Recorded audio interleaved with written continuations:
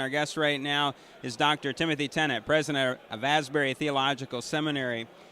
Dr. Tennent, whenever you talk about things like manufacturing, finance, distribution of goods, you can't even talk about those things anymore without the context of globalization.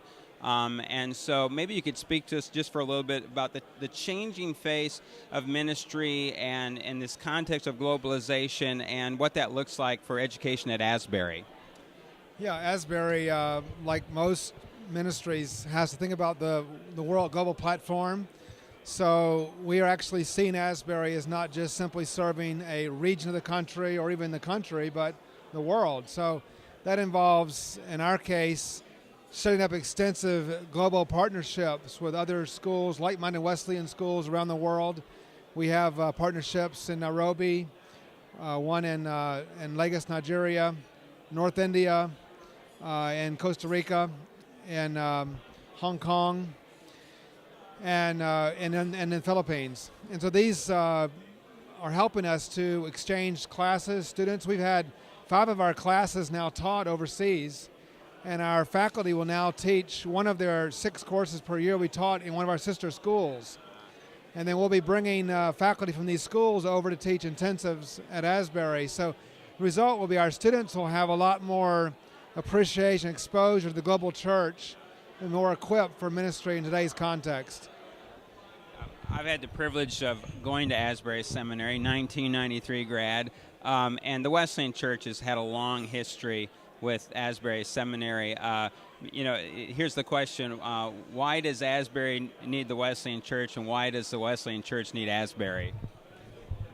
Well, just as a point of interest, you may have heard that we've gone through this massive change of our way our campus is laid out physically. So we have a new entrance to campus, and then a lot of new housing, which is reconfiguring how you come into campus, and a big government project of changing the whole Wilmore downtown area. But all of this results in that the Wesleyan building, which is your like headquarters, which is always on a kind of a side street, right, has now become the entrance to campus.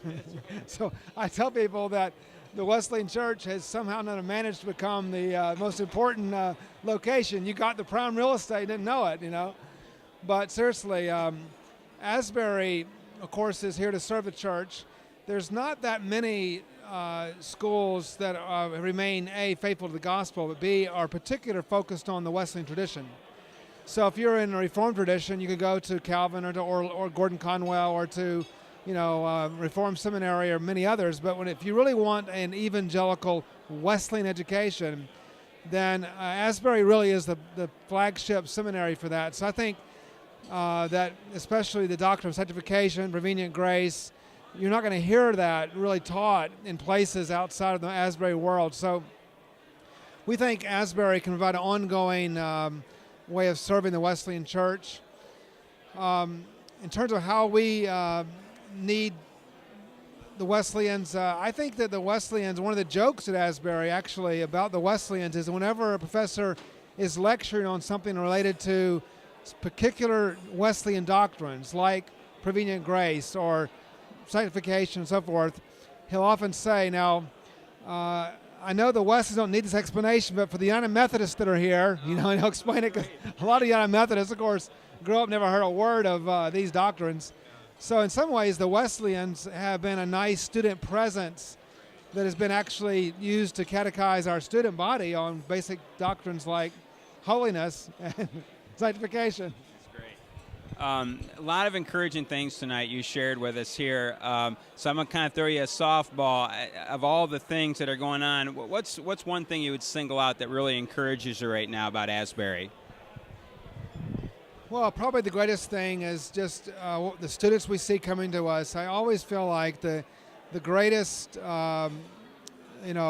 embodiment of strength of a seminary is not its buildings or its endowment. I mean, people right now are talking all the time about these buildings we have growing up, and we've been given some of the largest gifts in our history the last few years. But to me, that's not what makes us strong. A lot of places have great facilities but no students.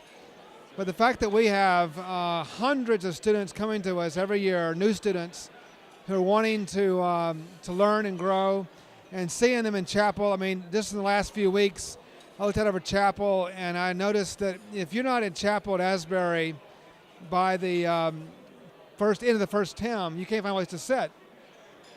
That's a big change from a few years ago. And we now offer, we started last year, a daily Eucharist. And people said, will students really come at noon, give up their lunch, or come and lunch at the first of the hour, and wait for half an hour, go at 12:30 for lunch? But we have standing room only every day for Eucharist.